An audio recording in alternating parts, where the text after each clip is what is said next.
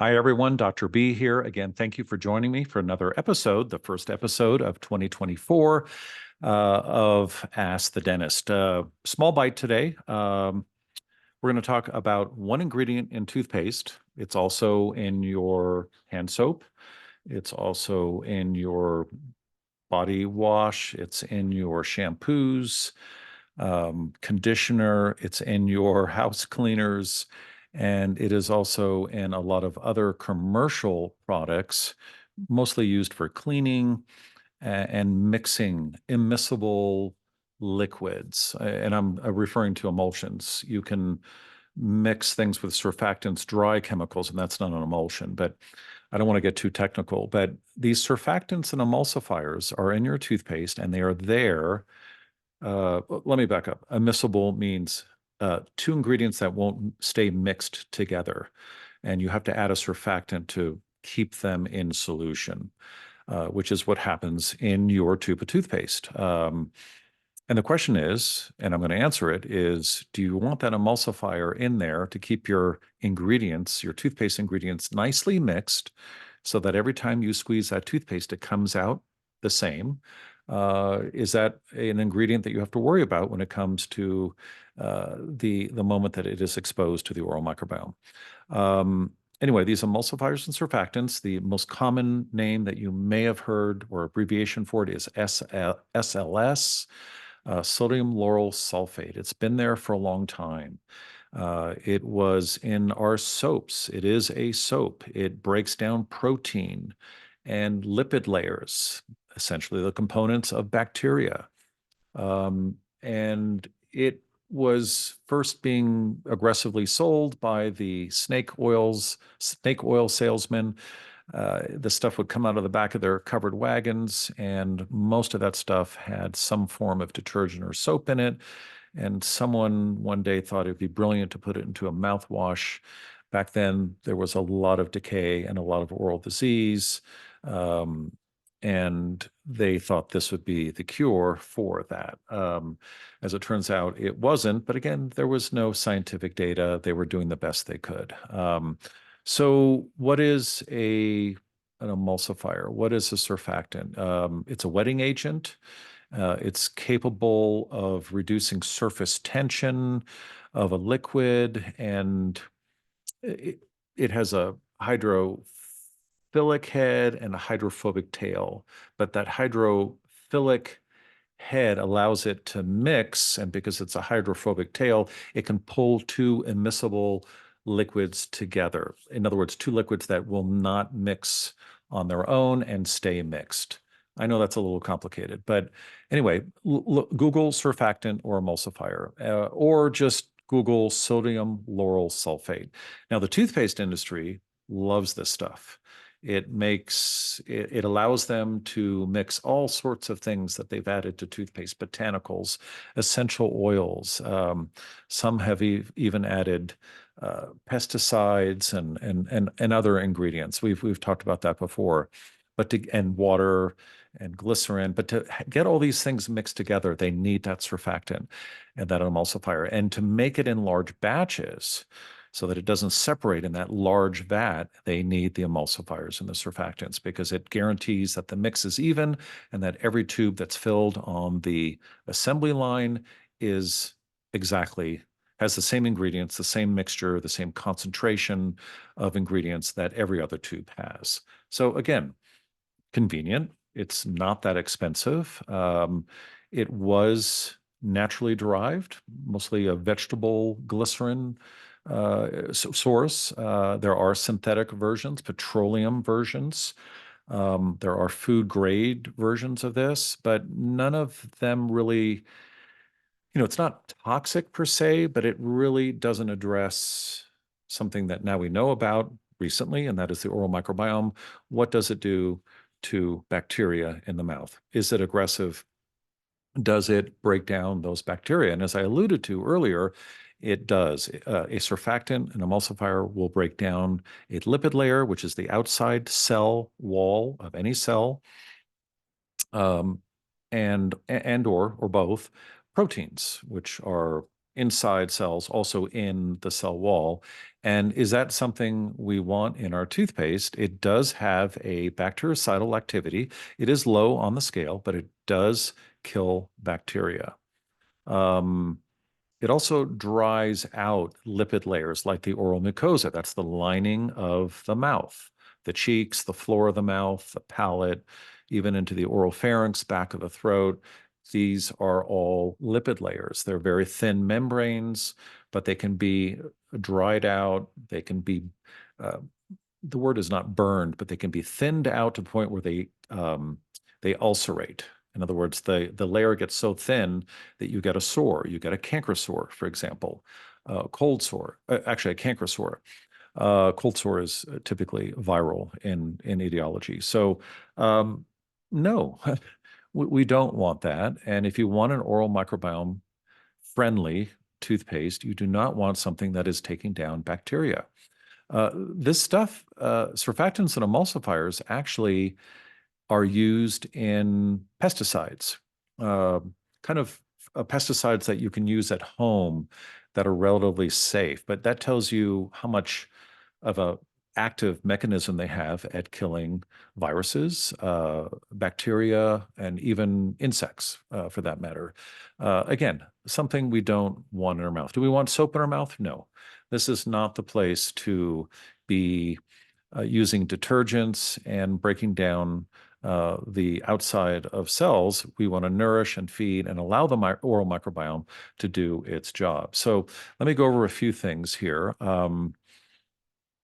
Uh, Back to that pesticide point.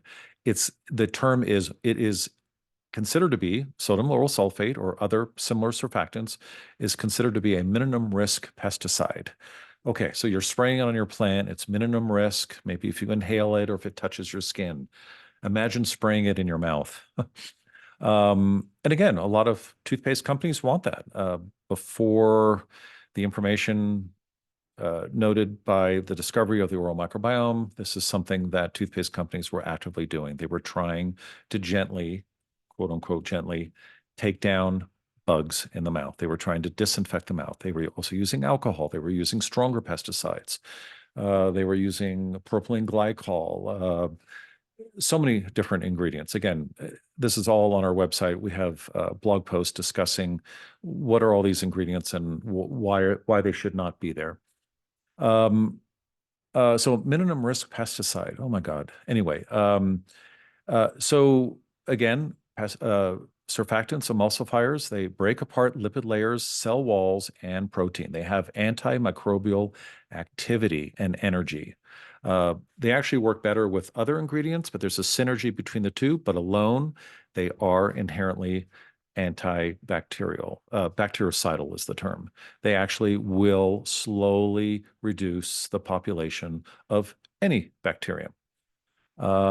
It's indiscriminate. What else? The textile industry uses these surfactants.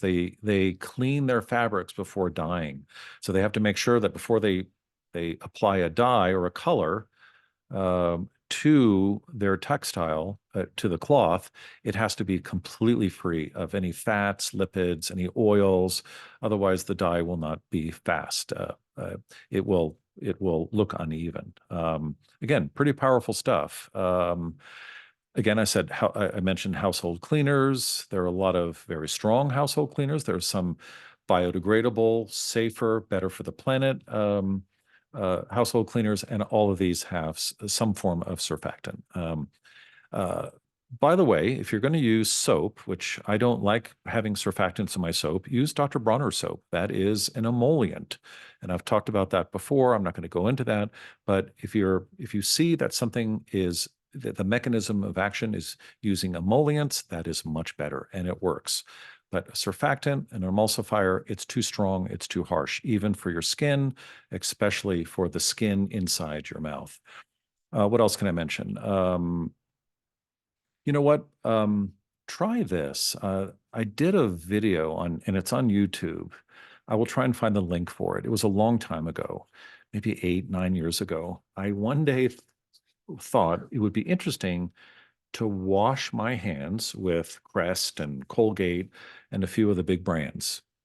Who knows why I thought of that? That's just the nerdy dentist in me. And I thought, it's hard to know what's going on in your mouth, but we're so cognizant of whether a soap works on our skin or a moisturizer. Why not use these toothpastes and scrub, wash my hands with it? I was shocked as to what the result was. My hands felt very strange, very dry, cakey, uh, very rough, abrasive surface for at least a half hour. And of course, I made a mess in the sink. It was difficult to get rid of all that material in the sink. I had to scrub the sink down and get it down into the drain. So take a look at that. That should make you wonder, is that something you want in your mouth? So here's the issue. Again, halfway through my career, maybe 15 years ago, there was a toothpaste company. It was Sensodyne. Uh, Not one of my favorite toothpaste, but at the time, it was all we had to help patients with sensitive teeth. It had pyrophosphates in it. It was a temporary occluding of the tubules. That's the porous surface of the exposed root, and it did work somewhat. And that toothpaste manufacturer took out their surfactants, sodium lauryl sulfate, because at the time studies were coming out demonstrating that people that were using sodium lauryl sulfate or surfactants, emulsifiers, that's just one example of what I'm talking about. They were more prone to uh, sores in their mouth, canker sores. And again, the studies now have fleshed all this out, and we understand now why this is. And so now there are a lot of toothpaste that have followed suit. Very strange, though, with the Sensodyne is that they had a whitening formula of their desensitization toothpaste, and they added back the sodium lauryl sulfate. So it's hard for these toothpaste companies to take this out, even if they're using it as a marketing point in their marketing in selling their toothpaste. I just found that very interesting. The good news now is that these studies have been around for a long time, and there are emulsifier and surfactant free toothpaste available in the market. Not many, maybe less than 1%, but the point is that they are available. They weren't available as of 10 years ago. It was just impossible to find. In fact, when one of my patients had sores in the mouth, canker sores, the first thing I would say, and I would have to explain it to them, I would tell them, stop using toothpaste and mouthwash for the next 6 weeks.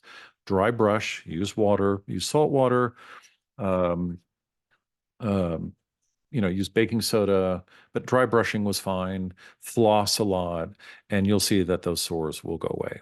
These sores can happen even at the back of your throat, the palate, but typically it's on the oral mucosa. That's where we get on the cheeks and the floor of the mouth. That's where we get that thinning of that thin one cell thick layer, just like the gut lining. This is the beginning of the gut lining, essentially. It is very, very fragile, and it can be thinned to the point where it ulcerates. In other words, it's an open sore, and it's painful, and it takes a long time to heal, about 2 weeks. Very, very inconvenient. If you've had an ulceration or a canker sore, you know what I'm talking about. So good news is that we have emulsifier and surfactant-free toothpaste. There are not many. I'm going to mention two brands. It's all I can think of. And my dream, actually, for a long time, was if I were to create a toothpaste, the first thing on the list was emulsifier and surfactant free. I didn't want to see any of that in there. And yes, it would be difficult to make a toothpaste that mixed well, but I didn't care. In fact, if I had to mix it by hand every day before before use twice daily, I would be willing to do that. A lot of our DIY recipes, of course, of toothpaste, we have two or three, which have been wildly popular. People get it. They know that manufactured toothpaste is not a good product. They've had to make it on their own. It takes a lot of time. You can only make it in small batches because toothpaste will spoil, um, especially in a tube, in a dark place, no oxygen, and they've made great toothpaste, and I've done that several times, and that's kind of what got me to it. got me to realize that a surfactant emulsifier-free toothpaste is an absolute delight.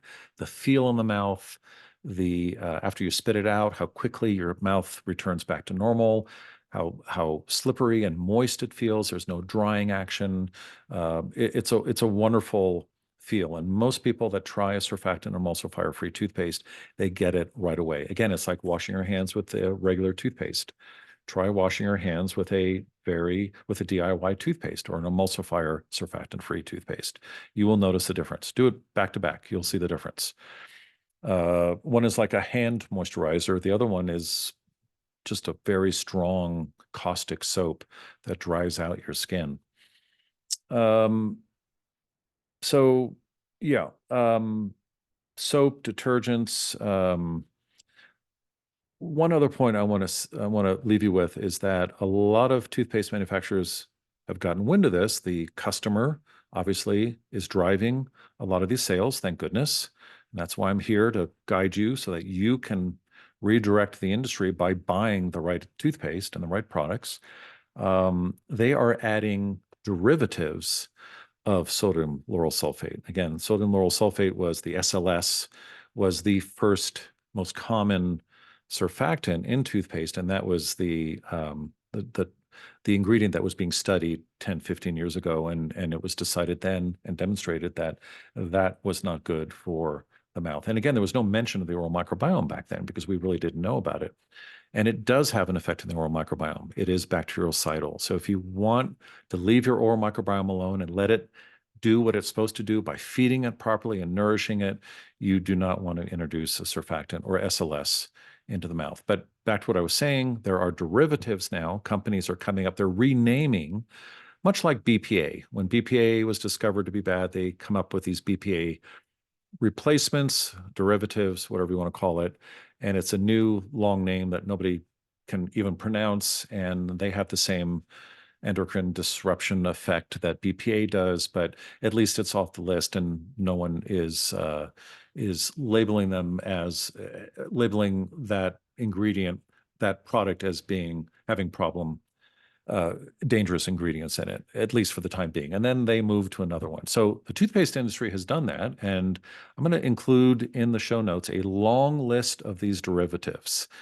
I think there are about 40 different names. The ones that you'll see most commonly are sodium lauryl sarcosinate. It's still SLS, the abbreviation, but it's slightly different, and maybe it's derived from coconuts, so it has a more of a natural derivation, but it still has the same mechanism of breaking down lipids and protein layers.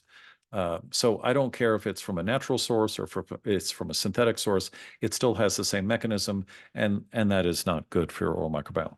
It still acts the same. It still has that same effect.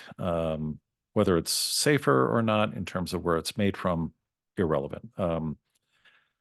So let me just end with, so anyway, look for those and look at the check out the link that I'm going to include on all these new names for surfactants and emulsifiers.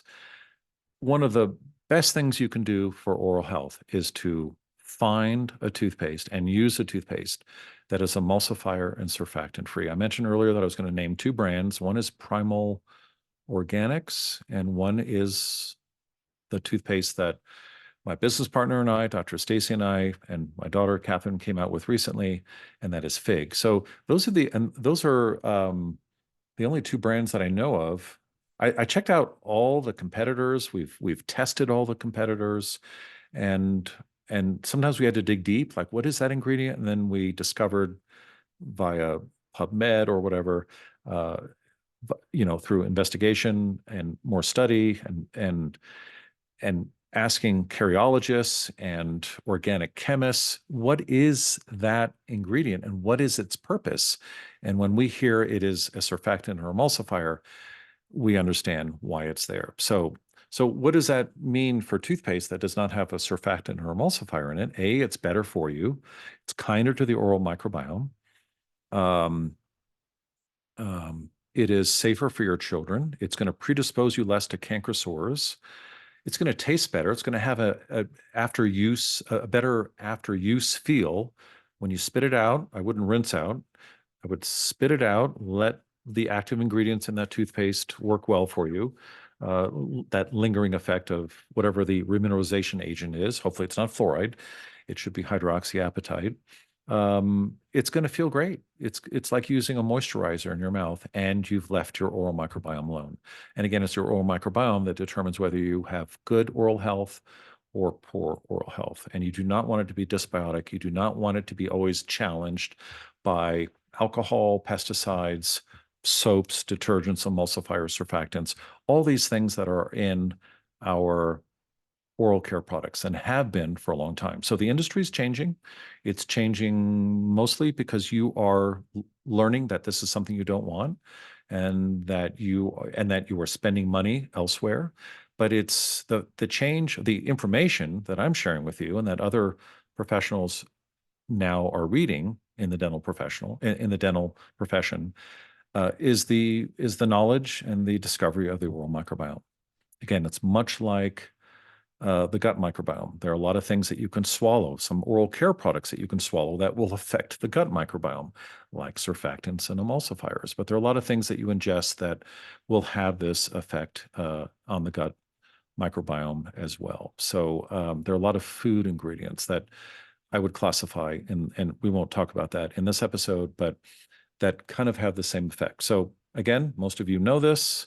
You are searching for this information, and now you have some alternatives. So find a toothpaste that does not have an emulsifier or surfactant in it. I think you will notice the difference right away, and you will feel better about your mouth, and you'll have better oral health. You'll have a better chance of having good oral health. Of course, it's multifactorial. You have to feed the oral microbiome. You have to be eating well. Toothpaste is not a magic bullet or a magic pill for that matter, but it shouldn't be viewed or taken as the magic pill or magic bullet in fixing all the other issues that we've created by eating poorly, our environment, poor oral care products. It doesn't actually fix that. I hope that makes sense to you. So instead of taking down the oral microbiome in hopes that that will disinfect the mouth, that's old world thinking. It is false. It is wrong. There are a lot of other ingredients in toothpaste. Nano silver. You're going to see a lot of nano silver showing up, and colloidal silver. One of the toothpastes I just mentioned that was emulsifier surfactant free has colloidal silver in it. And the jury is out on that. Yes, it is very effective at taking down some bacteria and in a very selective way in some areas, but it is still silver. And if it's ingested or if it gets incorporated into any tissues in the mouth, and a lot of these particles are sold in the nano form. Yes, they're plant-based, or actually plant-based is a little misleading. They're synthesized by plants. It's still a nano silver, very small particle that is not visible to the human eye. And those particles get lodged in tissues throughout the body. They can cross the blood-brain barrier. Do we want silver in these parts of the body to and only to disinfect the mouth? Absolutely not. For me right now, the best toothpaste is not actively trying to do something in the mouth and take it down. It's providing support, maybe a little relief, depends on where you're coming from, at what state of oral health you're in, but mostly support and nourishment so that the mouth, the oral microbiome, can do its job. Anyway, look for a toothpaste without surfactants and emulsifiers. If you have any questions about that, or if you are wondering if your toothpaste is free of a surfactant or emulsifier, you don't recognize it, it's not on the list that I've provided for you in that link in the show notes, reach out to me. These new names keep popping up. And the other question is how much do they have to put in there? How much are you exposing yourself to? And is this something that you are extra sensitive to? There are a lot of people that are very sensitive to emulsifiers and surfactants. Again, you don't need them. And my last point is that, for example, if you use, I should have brought a tube with me. I'm near the end of it, of fig toothpaste. Sometimes, and what I do now automatically is I just massage the tube a little bit. I am the emulsifier and the surfactant. It's not in the tube. It's not always necessary. It depends on ambient temperature and where you live and how you've used the tube, how you store it. You can store it. It has a flat cap. You can store it on its head, so that the material, the toothpaste, is always at the nozzle.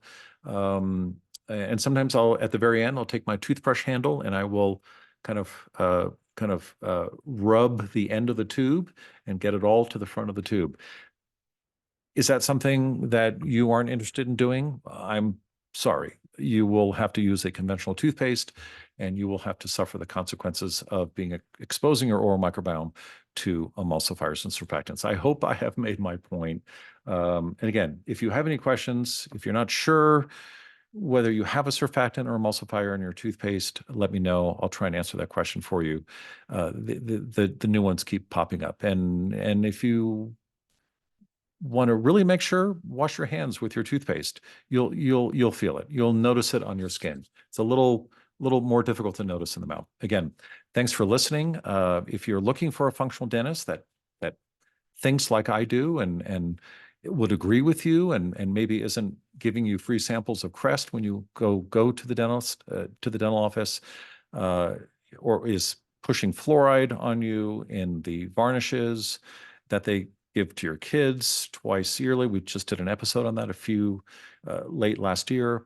Then you really should be looking for a different dentist, someone who is aware of the issues and problems that come up from the use of surfactants and emulsifiers in toothpaste. So go to our directory, askthedentist.com/directory, and you'll be able to talk to someone that has this knowledge and will help you navigate this pretty complicated world of oral care products. And again, we're trying to simplify it for you. And that's essentially what FIG, this new brand of toothpaste that was just launched, is all about. We're trying to simplify the ingredient list. The ingredients are in large lettering, large enough where I can read them without glasses. I was the test dummy on that. And it's really addressing the new paradigm of oral health, and that is that there's a living organism in your mouth, and you've got to treat it with respect if you don't want to have cavities, gum disease, bad breath, et cetera, or even systemic issues from bad oral health. I think I have hammered this point home, and I'm going to stop here. But anyway, thanks again for listening, and we will be talking about a lot of things this year. One thing I'd like to ask you, if there's anyone out there that you'd like me to interview, please send me some names. We're a big enough podcast now where people are asking to be on this podcast. We've had some big names like Dr. Perlmutter. I'd like to know more about where you want me to go with who we should interview. And that I have some ideas, but I'd rather hear from you first before I make any phone calls or emails. Again, thanks for listening. Talk to you soon. Happy New Year.